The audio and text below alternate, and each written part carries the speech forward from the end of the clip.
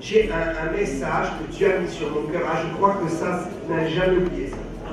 Moi, quand Dieu a mis ce message sur mon cœur, je crois jamais j'oublie. C'est une histoire comme ça, avec le roi David et Saül. Ah, mon Dieu, quelle histoire. Quel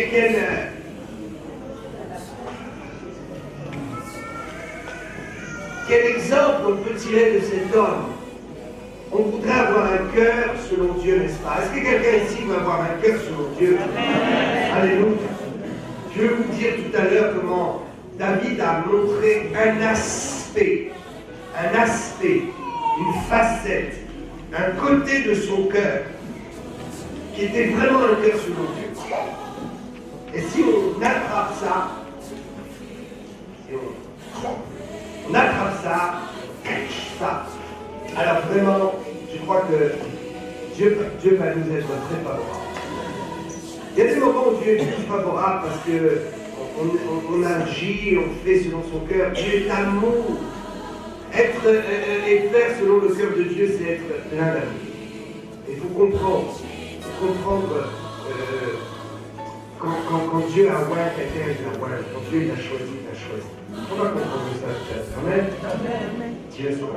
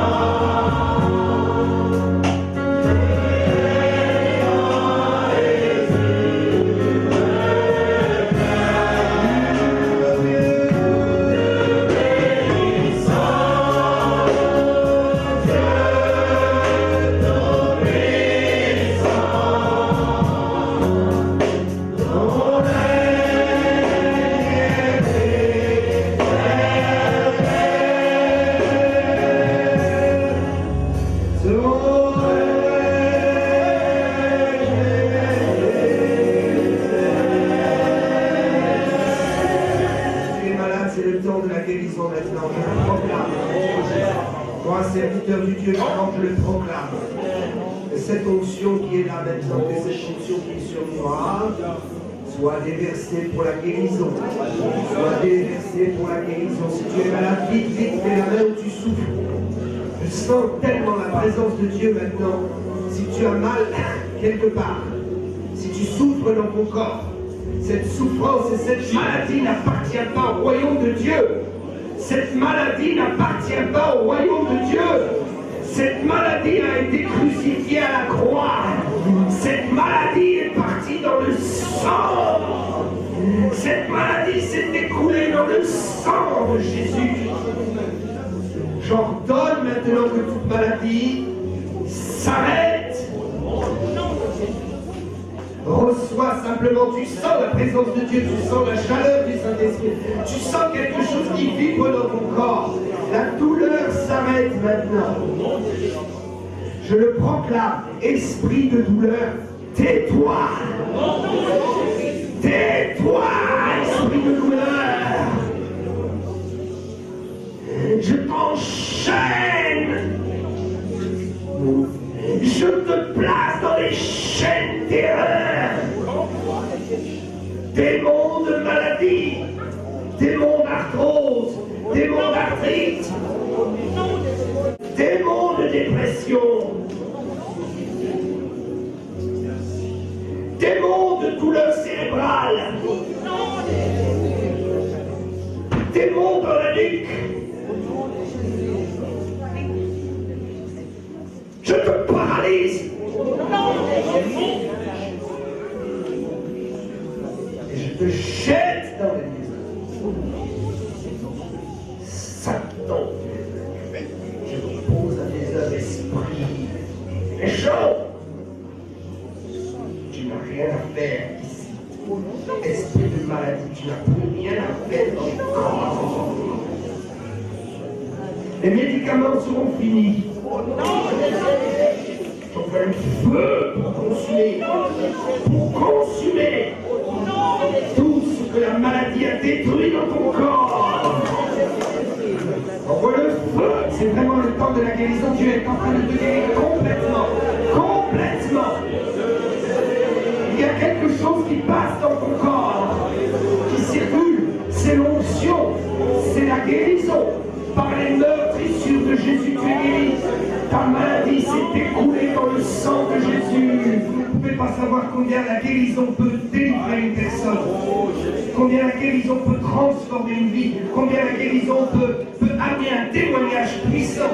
Combien une guérison est un témoignage qui permet à quelqu'un d'en produire 10, d'en produire 100, d'en produire 1000. Quelqu'un qui est un grain devant Dieu et qui est guéri, ce grain ensuite en produit 100, en produit 1000.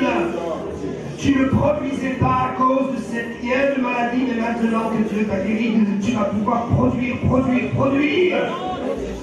Parce que cette maladie était une maladie dans ton corps, mais elle liait ton action pour Dieu. Et en partant dans les lieux arides, ce démon a libéré ton corps et ta conscience. Croyez en votre miracle. Ne baissez pas les bras. Ne désespérez pas. Parfois le combat est difficile. Parfois le combat est très difficile. Et il semble même que nous sommes les seuls à livrer ces combats-là. Mais Dieu est tellement plus grand que nous. Et quand nous persévérons, nous voyons un jour la délivrance sauver. Ce qui est merveilleux, c'est que quand Dieu fait le jour de ta délivrance, ça ne s'arrête jamais. Amen. Il y a des jours que Dieu lève dans nos jours qui ne s'arrêtent jamais. Il y a des matins qui se lèvent dans notre existence qui n'arrêtent jamais. Il y a des délivrances qui sont comme de nouvelles journées et ça ne s'arrête jamais. La nuit ne reviendra plus jamais. Amen. Je crois qu'au ciel, nous serons dans la lumière tout le temps. Nous n'aurons pas besoin de dormir. Nous n'aurons pas besoin que la lumière s'arrête pour que nous puissions nous endormir. Le jour ne s'arrêtera jamais. Amen. Un jour éternel de gloire. Et avant de partir là-bas, nous voulons faire des expériences que nous avons faites sur terre. Il y a des expériences que tu dois faire sur terre et il faut le faire. Alléluia. Le message s'intitule « Ne touchez pas aux hommes loin ». Ne touchez jamais aux hommes loin. On peut faire des erreurs, on peut faire des bêtises dans nos vies chrétiennes. Ah, Dieu nous pardonne, hein. Mais il y a vraiment des erreurs qu'il ne faut pas faire. Ah, ça, je vous dis. Si vous voulez mourir spirituellement, touchez aux hommes. Touchez à ceux que Dieu a choisis, et là, vous aurez de gros problèmes. Vous allez commencer à mourir. C'est la mort spirituelle qui va commencer à entrer en vous. Je vais vous le démontrer. Le psaume 105, 15 nous dit, le psaume 105, 15, c'est exactement comme 1 Chronique 16, 22. C'est le même texte. Et ça dit quoi? C'est Dieu qui parle. Ah, ce n'est pas un homme, c'est Dieu qui parle. Et ce n'est pas un conseil, ce n'est pas une exhortation, c'est un ordre. Est-ce qu'on peut faire la différence quand Dieu nous donne des conseils? Le conseil, ça, tu peux adapter ça en fonction de ton vécu, en fonction de ton époque, en fonction de la région où tu es né. Parce que le conseil peut s'adapter aussi en fonction des problèmes que nous rencontrons, selon notre nationalité. Il y a des nationalités qui rencontrent certains problèmes que d'autres nationalités n'ont pas. Vous comprenez? Il y a des problèmes que nous, les hommes, on a, que les femmes n'ont pas. Et gloire à Dieu, il y a des problèmes que les femmes ont, que nous n'avons pas. C'est comme ça. Donc, parfois, il y a des conseils. Il y a la sagesse. Il y a l'exhortation. Mais là, ça n'a rien à voir avec ça. Ça n'a rien à voir. Ici, c'est un ordre. C'est un ordre. Et si on n'obéit pas à cet ordre, il y a des conséquences. Ne touchez pas à mes oins et ne faites pas de mal à mes prophètes. Il est question ici de ne pas toucher à l'onction qui est dans une personne, dans un ministère. Et il est question aussi de ne pas toucher à la personne elle-même. Il y a le ministère et l'onction, et il y a la personne. Et pour Dieu, ça ne se divise pas. Ok? Comprenons bien. Quand Dieu met une onction dans une vie, l'onction et la personne, c'est la même chose pour Dieu. Dieu ne dit pas je protège plus l'onction et moins la personne, ou je protège plus la personne et moins l'onction. Non, non, non, non, non. C'est une union, un mariage. Et quand Dieu dit ne touchez pas, c'est à mon onction que vous touchez. Et ne touchez pas à l'homme non plus, parce qu'il porte mon onction. Ne touchez pas à mes points. C'est-à-dire qu'il y a des gens qui ont reçu une onction, qui ont reçu une mise à part, une consécration. L'onction ici a synonyme de choix. Autrement dit, Dieu dit ne touchez pas à ceux que j'ai choisis. Et quand moi je choisis, quand Dieu dit moi je choisis, ça veut dire que je donne un dépôt de quelque chose. Dieu ne peut pas te choisir sans remplir ton cœur et ta vie de quelque chose de surnaturel. Le choix de Dieu est accompagné d'un dépôt, toujours, always, toujours, toujours, toujours. Si Dieu t'a choisi, sache qu'il t'a aussi donné. Donc, Dieu dit, j'ai choisi des hommes, des femmes, j'ai choisi des personnes. Et comme mon principe, quand je choisis, c'est de faire déposer quelque chose, je verse de l'huile dans le vase. Je choisis un vase, je choisis, je l'ai consacré et j'ai versé quelque chose. Ok? Le choix de Dieu, c'est le choix de Dieu. Nous ne pouvons pas le contester. Et savez-vous pourquoi nous ne pouvons pas le contester? Parce que nous ne pouvons pas le comprendre. Nous ne pouvons pas le discuter parce que nous n'avons pas tous les éléments. On peut discuter d'une chose, on peut juger d'une chose, mais si on a les éléments, si on n'a aucun élément, on ne peut pas. C'est impossible de comprendre le choix de Dieu. Pourquoi vous êtes là ici et que d'autres sont en train de mourir sur des lits d'hôpitaux? Pourquoi certains attrapent leur guérison et pas d'autres? Pourquoi il faudra des années à certains pour comprendre des choses et d'autres les comprendront tout de suite. Le choix de Dieu, le choix de Dieu. Et ça ne se discute pas. Ça ne se discute pas. Et ne faites pas de mal à notre prophète. Autrement dit, quand je choisis quelqu'un, il devient mon prophète. Écoutez bien, tout appel de Dieu est prophétique. Et tout appel de Dieu fait de la personne qui est appelée et choisie prophète des nations. Tout ce que nous faisons pour Jésus-Christ est une prophétie pour le monde.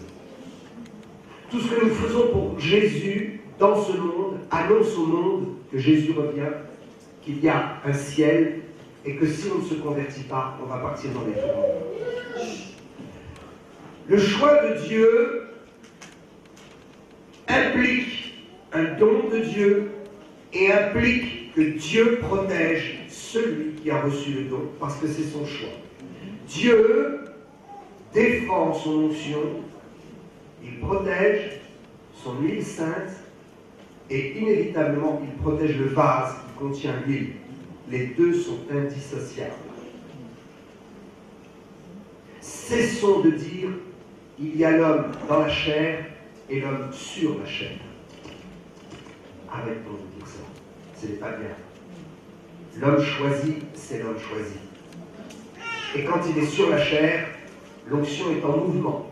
Mais quand il n'est plus sur la chair et qu'il est dans la chair, dans sa chair, il y a encore l'onction. Et sur lui, il y a le choix.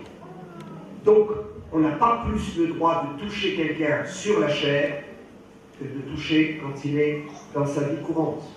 Et je vais vous le démontrer. Ne touchez pas à mes mains. Alors, est-ce que ça veut dire que parfois nous pouvons les toucher? Est-ce que c'est absolu? Je vous dis que c'est absolu et David nous l'a prouvé. C'est absolu.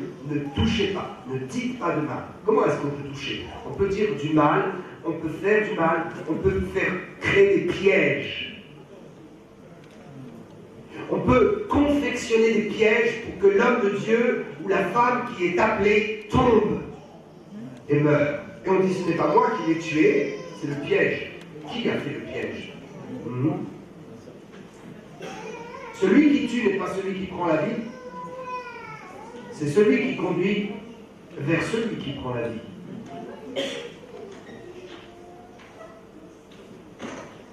Souvent, ce ne sont pas les bourreaux qui sont coupables, c'est ceux qui ont commandité les bourreaux.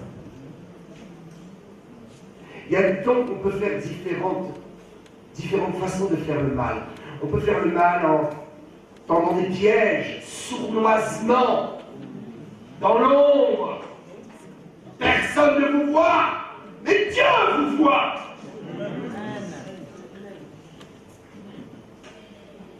Comment est-ce possible? On peut faire du mal avec ses paroles. Il y a un prophète qui a dit, ils ont voulu me tuer avec la langue. Par la parole, quand tu dis du mal d'un homme de Dieu, tu touches à un oin. On peut faire du mal en agressant physiquement. Malheur à celui qui porte la main sur un homme de Dieu. C'est grave. Je voudrais que nous comprenions que quand Dieu dit « ne touchez pas mes oins », il parle de son peuple. Ok. Il y a différents choix, différents appels. Écoutez bien. Quand Dieu vous a appelé à la conversion, vous êtes son choix.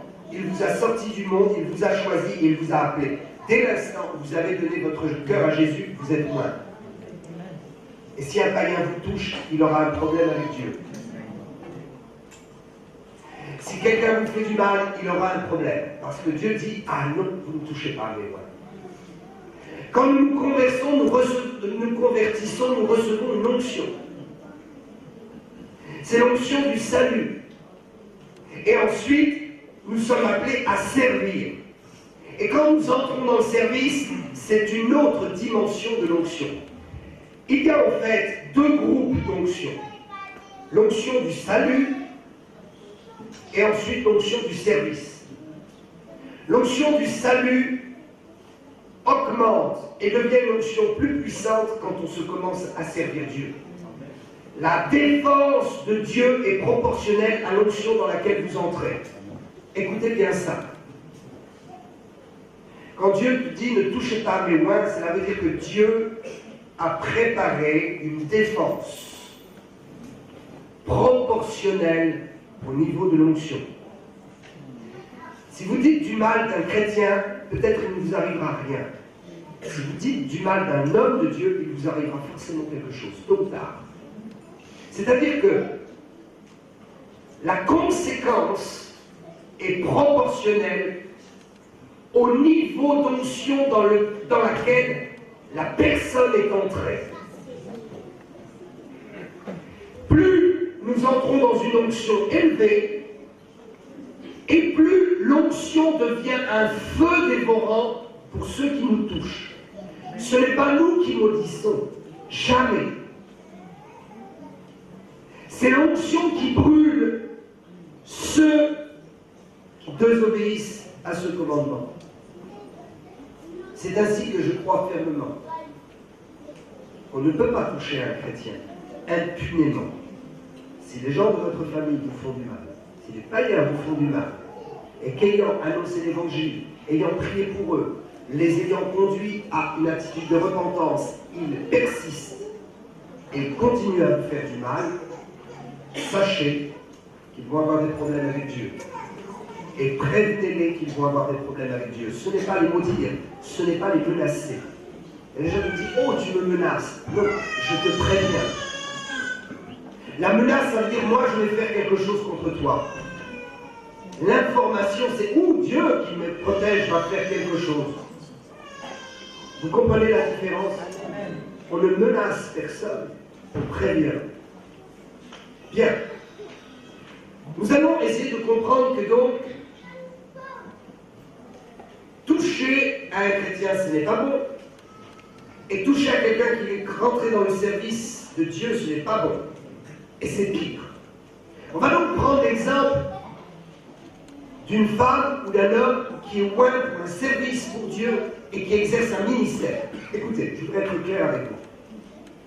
Je ne sais pas où vous en êtes dans votre doctrine avec le service de Dieu pour les femmes.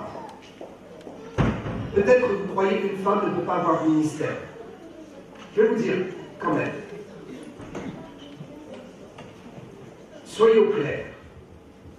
Il y a tous les ministères et il y a les 5 ministères de la parole. Ok.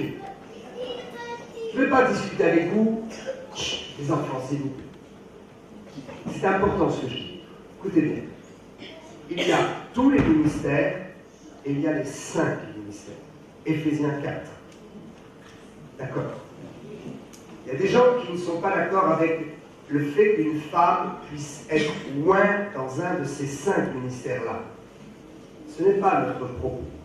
Et je ne me défendrai pas et je n'avancerai pas d'argument là-dessus. Je suis convaincu qu'une femme peut être dans les 5 ministères. Amen. Mais je ne vais pas prêcher et défendre ce fait. Mais je vais défendre un fait.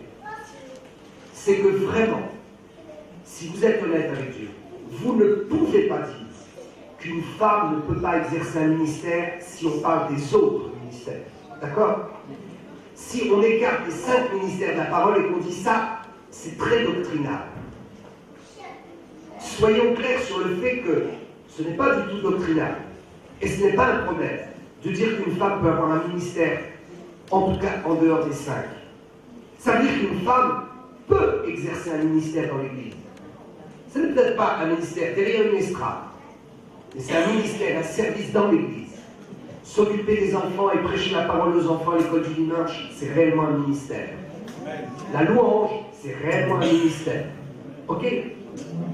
Ça veut dire qu'on soit un homme ou une femme, il faut savoir que si nous sommes loin dans un ministère, gare à celui qui va nous combattre. Il faut vraiment avoir pitié de son âme. J'ai des témoignages à ce sujet. Je passerai les témoignages parce que l'heure nous est comptée. Mais je vous assurer, si vous êtes une femme, et vous exercez un ministère, et qu'on ne reconnaît pas que c'est un ministère, pourtant la parole de Dieu dit que c'est un ministère, sachez que Dieu est votre défenseur. Ne cherchez pas à vous défendre, mais croyez cette parole qui dit ne touchez pas à mes loins et emparez-vous de cette parole pour vous-même. Les chantres, c'est un ministère à part entière. Les femmes qui ont un ministère ici. Les femmes qui gardent nos enfants à l'école du dimanche, c'est un ministère à part entière. Il y a des femmes qui font d'autres choses dans l'église, qui peuvent ouvrir leur maison pour des réunions de prière. C'est un ministère de tenir une cellule de prière. Et inévitablement, derrière ces ministères, il y a la possibilité aussi d'enseigner. Je voudrais donc vous expliquer qu'il y a l'onction du salut, et ensuite nous basculons dans le type d'onction du service. Et dans ce type d'onction du service, il y a 3 niveaux. L'onction du sacrificateur, l'onction du prophète et l'onction du roi. L'onction du roi, c'est les 5 ministères. Ce n'est pas tous les 5 ministères. Tous ceux qui sont dans les 5 ministères n'ont pas une onction royale. Il y a même des gens qui sont dans une onction de sacerdoce et qui ont une onction beaucoup plus forte que ceux qui sont dans les 5 ministères. Il y a des femmes qui dirigent des réunions de prière qui ont une onction plus forte que leur pasteur. Je ne dis pas ça pour jeter le trouble. Je dis ça pour dire que nous, pasteurs, nous devons vraiment nous tenir sur la brèche et être toujours au top. Parce que quand on libère la parole de Dieu, certains peuvent s'en emparer par la foi et faire plus avec ce qu'on leur a donné que ce que nous faisons avec ce que nous délivrons. Voilà, donc je répète ça. Nous détenons le pouvoir de la parole de Dieu et nous la prêchons. Mais nous oublions qu'en la donnant, il y a des gens qui peuvent s'en emparer et faire plus avec la foi dans la parole qu'on leur donne que nous-mêmes avec notre foi dans la parole que nous avons délivrée. Pensez-y. David va observer Saül. Et il va savoir que parfois Saül est dans l'onction du service, son onction est en travail pour Dieu, son onction s'exerce. Mais il va connaître aussi que même si Saül n'est pas en train de servir Dieu, il a une onction à l'intérieur de lui qui fait qu'on ne peut pas le toucher et qu'on ne peut pas le critiquer, le juger, qu'on ne peut pas blasphémer contre lui. Il faut donc comprendre que ce n'est pas simplement quand un homme est dans l'exercice de son ministère ou une femme dans l'exercice de son ministère qu'on ne doit pas être méchant et calomnier. C'est aussi quand la personne vit sa vie courante de tous les jours. Et je suis surpris de voir certains qui accusent des hommes de Dieu. Ils ne les accusent pas quand ils sont sur la chair, ils les accusent dans leur vie privée. Ils disent « Oh, il y a l'homme sur la chair et il y a l'homme dans la chair. » Alors quand il est dans la chair, vraiment, là, ce qu'il fait dans sa vie privée, c'est pas bien. Gardez-vous de cela. Gardez-vous de cela. Il n'y a pas de restriction. Dieu ne dit pas ne touchez pas à mes loins quand ils sont loin, ou quand l'onction les onctionne, si je peux me permettre le terme. Dieu ne dit pas ça. Dieu ne dit pas oh vous pouvez les toucher quand ils seront dans la chair. Non, non, Dieu dit quand ils vivent leur vie de tous les jours, l'onction est en eux. Et on ne peut pas les critiquer comme ça, on ne peut pas les juger. S'ils veulent vivre leur vie, c'est un problème avec Dieu. Je ne parle pas ici de les juger dans un péché. Je parle ici de les juger dans leur style de vie qui ne nous convient pas toujours. Les pauvres sont très en colère du style de vie des riches. Et c'est injuste. Ils sont en colère parce qu'eux sont frustrés d'être pauvres. Et ils sont jaloux de la bénédiction des riches. Je parle dans l'Église. Si Dieu a moins et qu'il il a béni, il a oint et il a béni. Et c'est tout. David va se trouver donc dans deux situations précises, où il est face à une problématique avec Saül. Une situation où Saül est dans sa vie de tous les jours, dans la chair. Et une situation où Saül est dans l'exercice de l'onction, du service. Il est oint comme roi et il est avec ses armées pour défendre Israël. Écoutez bien. C'est le deuxième point qui nous permet de comprendre qu'il n'y a pas de restriction quand Dieu dit « ne touchez pas à mes oints ». Dieu ne dit pas « ne touchez pas à mes oints », mais vous pouvez toucher à mes oints qui sont disqualifiés. Dieu ne dit jamais ça. Est-ce que Dieu précise « vous pouvez cependant toucher à mes oints quand ils sont disqualifiés ». Dieu ne dit pas ça. Si un oint est disqualifié, ce n'est pas votre problème. C'est le problème avec Dieu. Et ce n'est même pas le problème de Dieu. Dieu n'a pas de problème. Il sait ce qu'il fait. Et il sait ce qu'il permet. Mais nous n'avons pas à juger. Et David va faire la démonstration qu'il a compris cela. Il se trouve en face d'un homme qui a été oint roi en Israël. Cet homme oint est tombé, il a chuté, il s'est corrompu avec l'occultisme, il a été disqualifié. Et cependant, David ne va pas le toucher.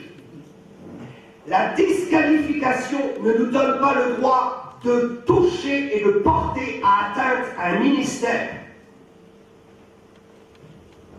1 Samuel 24, 5.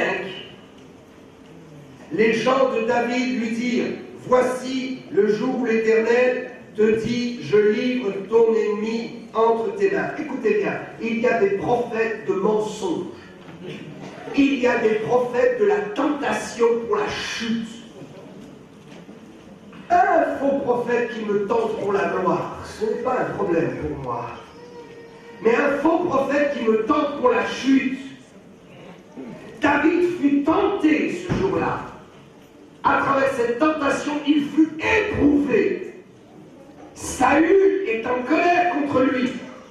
Saül est parti se réfugier dans une caverne. Il dort. Il n'est pas dans l'exercice de l'onction, mais il est loin. Ce n'est pas parce qu'il dort, écoutez bien, ce n'est pas parce qu'il dort qu'il n'est plus loin. Il y a des ministères qui sont en sommeil, et ils sont toujours loin, croyez-moi. C'est-à-dire toujours choisis et toujours protégés. Il dort et en plus il est disqualifié. Dans le cœur de Dieu, il n'est déjà plus là. Il finit simplement une course, mais il est déjà disqualifié. Il y a des pasteurs, des hommes de Dieu, qui sont toujours à exercer leur ministère, mais visiblement ils sont disqualifiés. Ils n'ont plus d'onction. Ils n'ont plus de révélation. Ils entretiennent l'œuvre qui leur a été confiée. Eh bien, même ces gens-là, nous n'avons pas le droit de leur jeter la pierre et de les critiquer. Saül est dans la caverne et David est tenté et ses hommes lui disent « Oh, Saül te poursuit, Saül est méchant, Saül est disqualifié et toi tu es loin maintenant, alors tue-le !» C'est le moment de le tuer. Comment peut-on achever un homme à terre? Comment sommes-nous méchants au point d'achever, de vouloir tuer, d'éteindre le lumignon qui fume encore, la petite flamme qui fume encore dans le cœur et la vie d'un homme de Dieu qui a été déchu, qui est disqualifié? Comment peut-on avoir le courage de piétiner un homme à terre? Ne touchez pas à mes oints. Ne profitez pas de la faiblesse d'un chrétien dans sa faiblesse pour le tuer ou l'achever. C'est ignoble. C'est indigne. Ce n'est pas chrétien. Jésus n'est pas dans ces affaires-là. David ne va pas se laisser avoir. 1. Saül est disqualifié. 2. Saül a perdu l'esprit. Mais il a toujours l'élection. Ok? Ne confondez pas l'Esprit Saint et l'élection. Il pourrait facilement le tuer, mais ne va pas le faire. Il viendra, nous dit le texte, et il découpera un bout de son manteau. C'est un signe prophétique. Il prophétise et il montre à tout le monde que Saül est disqualifié et que son onction est déjà déchirée. Le manteau représente l'onction et l'autorité. David simplement vient comme un prophète pour indiquer un fait, mais il ne touche pas à sa vie. Il ne touche pas à sa vie. Il ne l'insulte pas. Il ne se moque même pas de lui. Ça, c'est David qui sait qu'on ne touche pas au loin. Et le loin est dans sa vie privée. Laissez-le tranquille. Vous pouvez effectivement, honnêtement dire, il n'y a plus d'onction, il n'y a plus de talent, il n'y a plus de vie. Ce ministère est desséché. Mais de là à aller critiquer, blasphémer, mettre des bâtons dans les roues, essayer de tuer, c'est une autre chose. Deuxième cas, 2 Samuel 1, 2 à 15, sont les 2 cas flagrants. Saül était mauvais, David a prouvé à plusieurs reprises qu'il ne toucherait pas aux serviteurs de Dieu, au roi. Mais ces 2 textes nous montrent avec précision la réaction de David face à un homme moins dans la chair et face à un homme moins dans l'exercice de l'onction. Que s'est-il passé? 2 Samuel 1. Il faudrait, pour bien comprendre, que nous puissions lire de 2 à 13, mais nous n'avons pas le temps. Je vais vous résumer. Saül est parti à la bataille. Il est parti pour exercer son onction de roi, son autorité de roi. Il est parti pour défendre le peuple d'Israël. Et il va mourir. Et quand il meurt, on vient rapporter la nouvelle à David. Saül est mort avec ses fils, et Saül et Jonathan sont morts. David aimait beaucoup Jonathan. Et peut-être c'est normal que David ait pleuré et n'ait pas accepté le fait qu'il soit mort et ne se soit pas réjoui. Mais le texte nous dit que David ne s'est jamais réjoui de la mort de Saül, alors qu'un homme est venu pour le tenter afin qu'il se réjouisse. Vous lirez le texte et vous comprendrez comment l'ennemi d'Israël,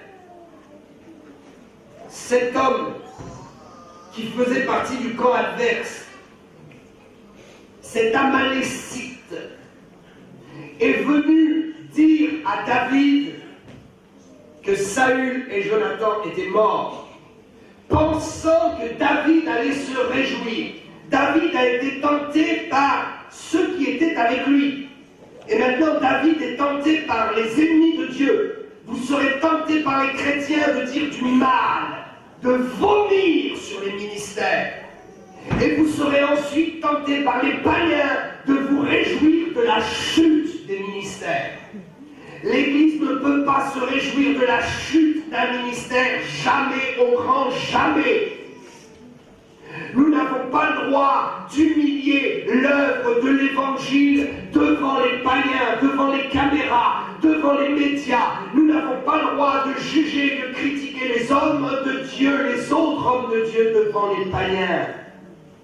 C'est nous couper la branche sous les pieds, c'est nous faire du mal à nous-mêmes, c'est détruire et affaiblir l'Église aux yeux du monde. Cet Amalécite vient, il vient devant David, il dit j'étais là, il ment. Il dit j'ai tué moi-même Saül qui s'est livré au déshonneur en disant il faut me tuer, tue-moi. Il n'avait pas le courage de se tuer lui-même. Et cet Amalécite arrive avec un tissu de mensonges auprès de David.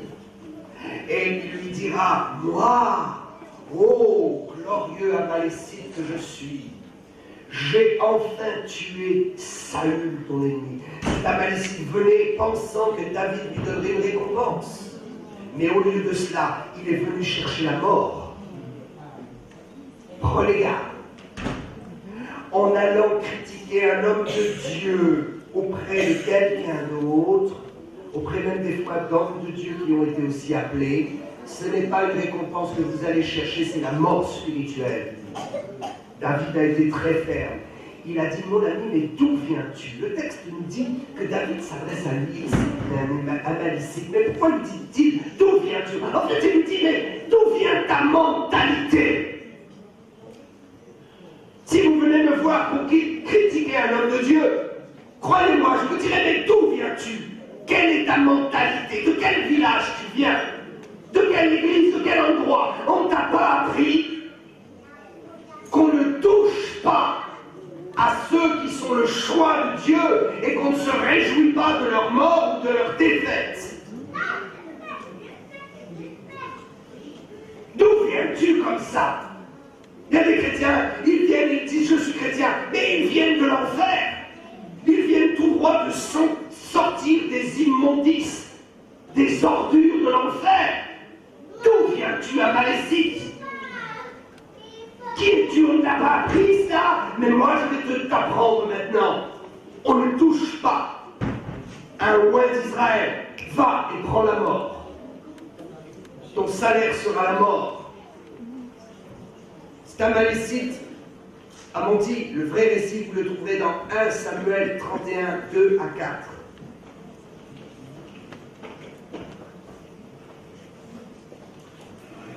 Comment peut-on se comporter ainsi? David a tenu ferme jusqu'au bout. Il n'a pas touché à Saül du temps de son vivant. Il n'a pas touché à lui quand il est parti en bataille. Et quand on lui a appris que dans la bataille, dans l'exercice de l'onction, il a perdu, jamais il ne s'est réjoui. Nous sommes parfois un peu faibles. Et l'onction ne peut pas toujours couler comme elle veut. Parce que l'onction est dans un vase. Et parfois ce vase a du mal à s'incliner pour verser l'huile sur les autres. Savez-vous que le vase doit s'incliner pour libérer l'huile? Et parfois on ne veut pas s'incliner. On est contrarié. On est blessé. Ne jugez jamais quelqu'un qui vous apporte la parole et qui n'était pas en forme ce jour-là. Jamais. Et ne vous réjouissez jamais du mal qui peut arriver à vos serviteurs. Je crois qu'il faut savoir qu'il y a le serviteur et les autres serviteurs. Écoutez bien, David était un autre serviteur qui devait venir. Il n'était pas le serviteur. C'est Saül qui l'était. Et David n'a jamais permis que l'on renverse les choses et que l'on précipite les choses. Nous devons aimer nos conducteurs. Nous devons les protéger. Nous devons éradiquer toute espèce de calomnie contre eux. Et nous devons savoir que de toute façon, ils sont le choix de Dieu. Et s'ils ne sont plus là, nous sommes orphelins. Arrachés de la planète des hommes de Dieu comme Yom Kippur, comme Terry McLellan, comme Reinhard Bonnke, ils ne seront pas facilement remplaçables. Ne croyez pas ça. Ce sera une perte pour l'œuvre de Dieu. Tous les ministères qui étaient appelés en France et qui n'ont pas réussi, tous les ministères qui n'ont pas été encouragés, tous les ministères qui ont été critiqués, tous les ministères qui ont été étouffés, ça n'a jamais été un gain pour les chrétiens, ça a été une perte. En France, aujourd'hui, il n'y a personne qui tient le chandelier de réveil entre ses mains, je vous dis. Pourtant, nous sommes beaucoup des hommes de Dieu à chercher la présence de Dieu, à faire des efforts. Il n'y a personne qui soit une figure nationale de l'Évangile en France. C'est une perte, c'est un échec. Ce n'est pas normal. Partout, dans les pays où ça bouge pour l'Évangile, il y a des figures du réveil. Il y a des choix de Dieu. Et c'est comme ça. Et tant que nous n'accepterons pas que Dieu élève des figures qui représentent l'Église et qui défendent l'Église et qui sont loin pour ça, tant que nous n'accepterons pas ça, nous resterons petits et médiocres dans nos églises. Il est temps de prier, de protéger, d'entourer, et nous dirons, là il a fait une erreur, ça ne nous regarde pas, mets ça de côté. Savez-vous ce que nous faisons avec nos enfants? Quand nous avons nos enfants et nous sommes heureux, nous disons, oh, cet enfant est en train de grandir, il est l'héritage de mon nom, il est l'héritage de ma famille, il est l'espoir de ma famille quand je serai vieux et que je serai là. Lui, il sera là, patriarche, je serai, mais lui, il sera là, représentant de la famille. Je suis fier dans mon fils. Alors le fils grandit, et le fils va à l'école, et le fils fait des petites bêtises. Alors le païen vient et il tire la manche de papa, et il dit, oh, monsieur, votre fils là, il a fait quelque chose de pas bien. Mais c'est rien. Alors le père dit, laisse tomber, c'est mon fils. Laisse tomber ça. Est-ce qu'il va dire, oh mon fils, je vais te frapper. Cet homme-là est venu contre toi, je vais aller avec lui pour contre toi. Non, non, non, non, non. On dit, laisse tomber, ne touche pas mon fils. Dieu fait cela, vous savez. On vient, on se plaint. Oh Dieu, regarde ce que ton serviteur a fait. Pouf, mes amis. Dieu nous dit, arrête, laisse tomber. Laisse-le, c'est mon fils. Ah mais Dieu, tu le couvres. Non, non, non, je l'aime.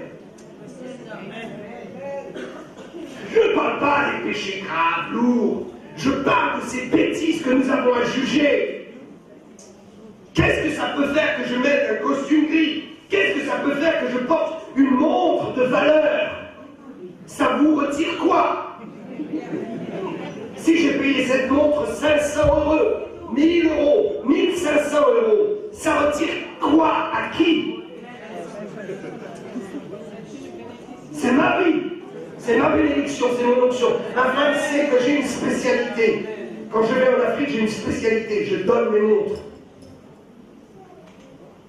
Et parfois, je donne des montres qui valent très cher. Alors qu'on ne vienne pas me dire que nous, serviteurs de Dieu, on aime l'argent. On veut démontrer simplement que Dieu est puissant, qu'il arrose comme il veut. On veut simplement démontrer que Dieu n'a pas de problème avec ses enfants. Si moi j'aime les bonnes montres et que l'autre serviteur de Dieu aime les belles chaussures, peut-être lui il aura les chaussures à 500 € et moi j'aurai les chaussures à 29 € chez Tati. Mais peut-être lui il aura la montre en plastique à 10 € du marché et ça lui plaira et moi j'aurai la montre à 500 €. Où est le problème? Le problème c'est que Dieu nous éprouve et qu'il peut même mettre dans notre idée une chose jusqu'à ce qu'on la fasse pour éprouver ceux qui nous regardent. Est-ce que nous pouvons comprendre ça? Nous pouvons dépasser le débat. J'ai peut-être besoin d'une belle montre parce que, croyez-moi, je ne dors pas beaucoup. Croyez-moi, cette montre est très importante pour être à l'heure à tous les rendez-vous. Hier soir, nous avons fini la réunion, il était 00h15. Je suis rentré chez moi, il était 2h30 du matin. Je me suis levé à 6h ce matin. Et je suis en forme. Alors, ma vie, ou la vie d'autres serviteurs de Dieu, ça nous regarde en quoi? Du moment que l'homme de Dieu fait son travail. Je crois que nous devons changer de mentalité. Jésus vient nous dire juste là. Dieu vous bénisse. Dieu vous bénisse.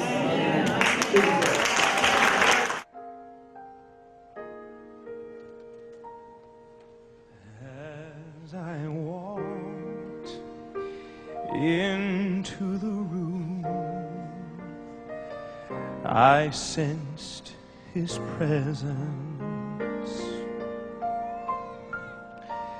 and I knew this was the present